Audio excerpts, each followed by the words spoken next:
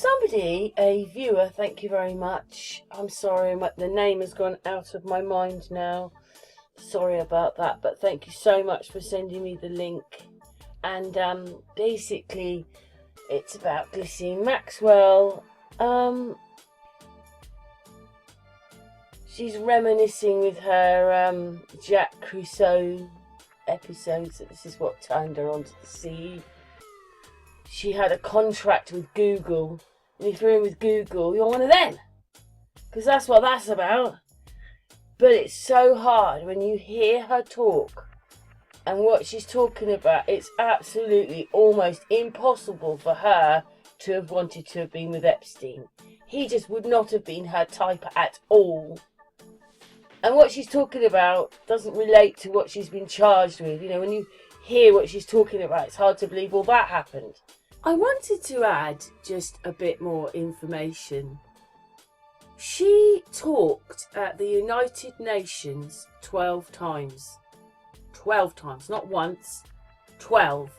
They would have known who she was. 12 times, that's quite a lot, isn't it? About this digital platform which she was setting up.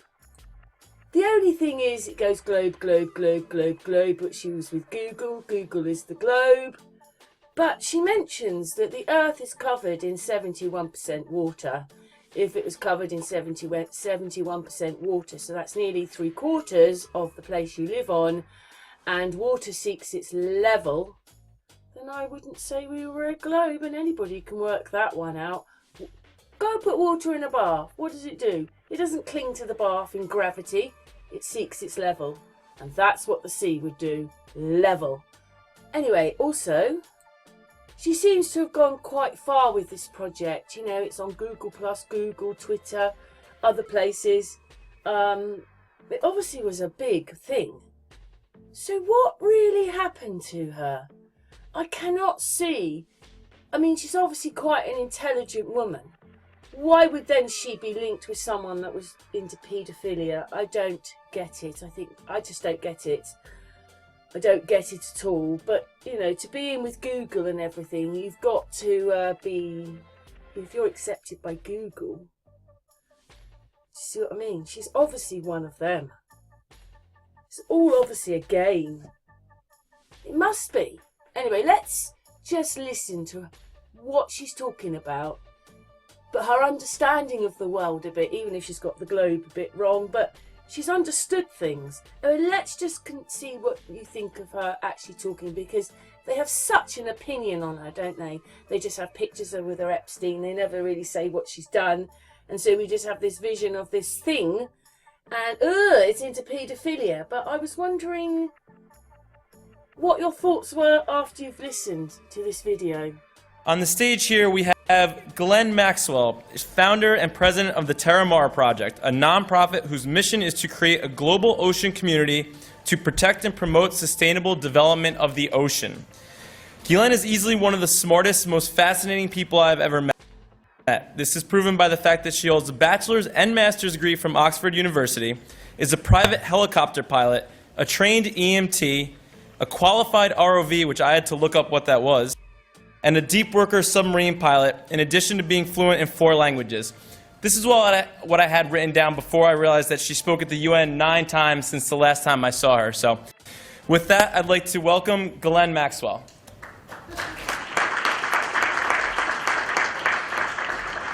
Thank you. Excellent. Good afternoon. I noticed that my speech today was leveraging technology to create a global ocean community. I'm going to change that on you, and I'm going to leverage technology to create a new country. Now, I know I speak with a funny accent, and so yes, I did say country, not company. So, with that, I'm the founder of an internet project called the TerraMar Project. It's an ocean-based digital platform which I'm going to be talking to you about. I just want to go back briefly to talk to you about why I got involved in the ocean, and because I think it's important to have history. So I started diving when I was 9, having become passionate about the ocean, watching Jacques Cousteau on TV. And it led to a lifelong exploration around the ocean that ultimately ended with me becoming a deep worker submersible pilot. On one of my first submarine dives, I was absolutely so excited. I thought, my goodness, I'm going to see a new sea creature. I'm going to be this amazing explorer. And off I was. I went down into the deep, and I went down to over 1,500 feet. And at 1,500 feet, I switched on the lights, hoping to see a new mythical sea creature. But in fact, what I saw was a plastic hanger. I was so absolutely devastated, but it was at that moment that I realized that I was really going to dedicate the rest of my life to taking an involvement with and bringing an education around the ocean. So I just want to ask everybody here a quick question. If I told you that you own something versus rent it, would you care for it more, look after it more if you owned it than if you didn't own it? Please, if you think that you'd look after something more if you owned it, raise your hands. Well, I think that's about 100%. So the good news is that I want to tell you that you actually own 45% of the planet. So let's quickly just look at this map. 71% of the planet is ocean. 64% of that ocean lies outside of any single country's jurisdiction. And under the law, that 64% of the ocean belongs to each and every one of you in this room. It's called your global commons. So the assets of that 64% are yours. The fish, the oil, the gas, the diamonds. Now, this part of the world is just becoming is just coming into focus. Think about the Malaysian plane that went missing. Think about endless hours on CNN and TV and every news network that focused on this area as they were looking for the plane. Every day we heard, we found the plane, we found the plane, we found some piece of garbage floating, and it turned out, in fact, no, it wasn't the plane, it was just some ocean trash.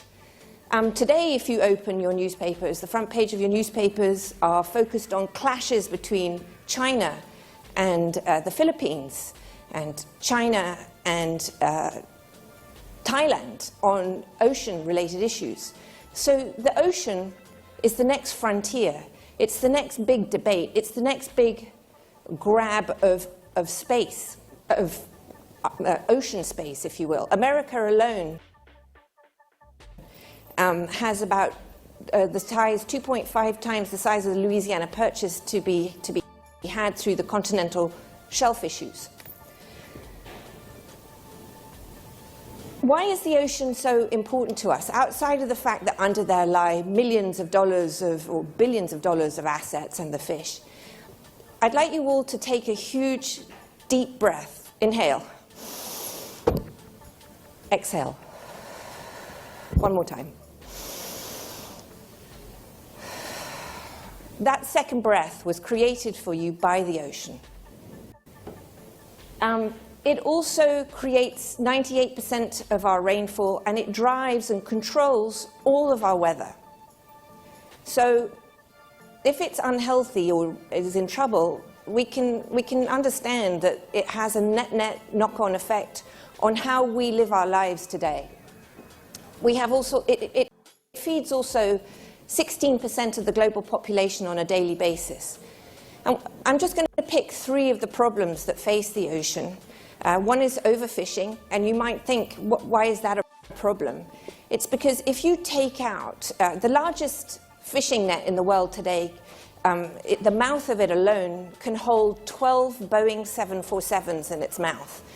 And you can imagine how much fish that thing can just suck up. And the issue with overfishing is that it is removing key species from the ocean that the ocean needs to be productive. That little picture on the side there with all those little critters floating around in it, that's one drop of ocean on somebody's finger. And all those little microbes are what create the oxygen, what feed the fish that have little planktons in them. And that's just one tiny drop. The bottom photograph that has a circle that says boat, I don't know if you can see it, but all those little black dots are actually fishing boats, and those fishing boats, it's Chinese actually, are fishing for shrimp. Now, if you can imagine, that's not going to, if you're a shrimp and you see this armada coming, you know you're going to get eaten that day, because there is no surviving that armada of fish. The super unattractive picture here with sort of flotsam on it, that's called a dead zone. There are about 450 of those and counting. It's just areas where there's not enough oxygen to support life. So the question is, how do we address some of these problems? And I think we care because if we don't care, we can't breathe, we can't eat. It has a very important effect for all of us. So I'm at, the reason I speak so often at the United Nations, and the reason why I created this digital platform, and the reason why I'm here talking to you, is because this September, the United Nations are voting to create a new set of goals called the Sustainable Development Goals that are replacing a set of goals that were created in 2000 called the Millennium Development Goals that focused on important issues such as HIV and malaria. And the Sustainable Development Goals currently, which will be the roadmap for the next 15 years on our planet, do not mention the ocean. And I say to myself, how is it possible? How is it possible that a roadmap for sustainability of our planet, of which 71% of our planet is ocean, does not contain the word ocean? And so I thought to myself, that's just mad. And for the next generations that come after us, that's just not going to happen like that. We can't allow that to happen. So I created the TerraMar project, which is this digital platform, and create symbols such as, I think we can all understand, this is I love the ocean. Now, each and every one of you in this room has a network. You are on Twitter, you're on Facebook, and this is the new way to communicate. The way that we normally think about the commons is the tragedy of the commons, if we even think about it at all, but I think we have a unique and amazing opportunity today to turn what has always been known as the tragedy of the commons into the first success of the commons, and that's because of each and every one of you in this room has the power and the ability to change the way that we think about this world and our oceans and the part that you own, because you own it. It is yours, and you do have a decision to make. So, because you own that 45%, I created a pledge, and the pledge is that you love the ocean, and when you say yes, you love the ocean, you receive a digital passport. And the passport is how I connect you to the global commons. And it's how I then go to the United Nations and say, yes, we have X thousand people who care enough that signed in, that got a passport, and then shared it with 1, 2, 3, 100, 1,000, 1 million of their friends. And we are going to create a global community, because I don't see the things that divide us. Normally what divides us, creed, color, caste, religion, sex, age. I don't see those things. I see us as one species with one home and one common destiny. And I don't see multiple oceans. I don't see the Atlantic, the Pacific, the Mediterranean. I see one ocean, because ultimately everything is connected, as we are. But if we don't participate in it, we don't use social media, which is the new tool for connecting each and every one of us, and connecting us and our friends across the globe, we're not going to make it. So we have other tools for engagement on the site, which is how I try to grow the site. So because you do own the ocean, I wanted, and I worked with Google on this, who helped me start this project. You can actually sponsor and own a piece of the ocean. Obviously, I'm not selling the ocean, it's only a digital representation, but you get to buy a piece of the ocean on here, you get to tell a story about it, and you get to share that story about why that piece of the ocean specifically is important to you. Google creating the same as Google Street under the ocean, so that you can dive across the globe and dive underneath and see what goes on. And I have multiple areas that you can dive under the ocean and have this extraordinary 3D image that's fully 360 degrees and look where you're going to dive. And eventually, there will be many more of these places. So when you decide you want to go to visit some place in Bali, or you want to go to Monterey, or wherever you want to go, you should be able to go see, what am I going to see in the ocean? And frankly, if you don't like diving, you don't like the sea, you can go and have a look at it. It's so gorgeous. It's almost as good as going there. This little chap with a little beacon on his head. So the other thing that I do is I take data and I put it on the site. So you can tag the animals. So part of knowing what's happening in our world is knowing what's happening to the sea creatures that are there. Part of knowing what's happening to the sea creatures, you have to monitor them. So here we have tracking devices. This particular one's done out of Stanford. And on the map, we don't currently have this on the site, but it's coming. You'll be able to track your animals and see when they come to visit you in whatever ocean parcel you have, or see where they are around the world.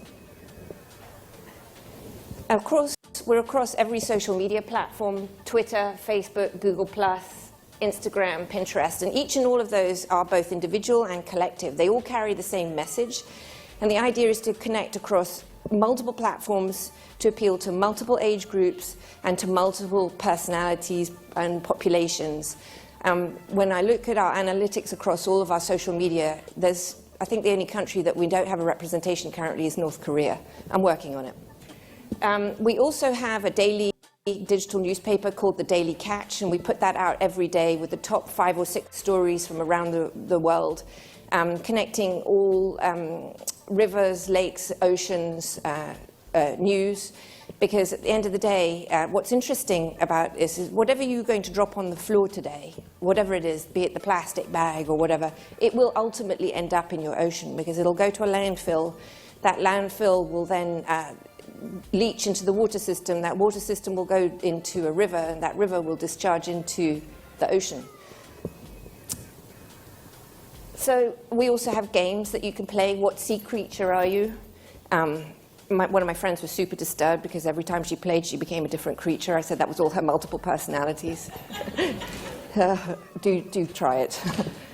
So the question is, I ask each and every one of you here today who have the power to change the world to go to the TerraMar Project site, that's the TerraMarProject.org, sign the pledge, and share it with your friends, because to do that means that you are doing something. You are helping the ocean. You are making a difference.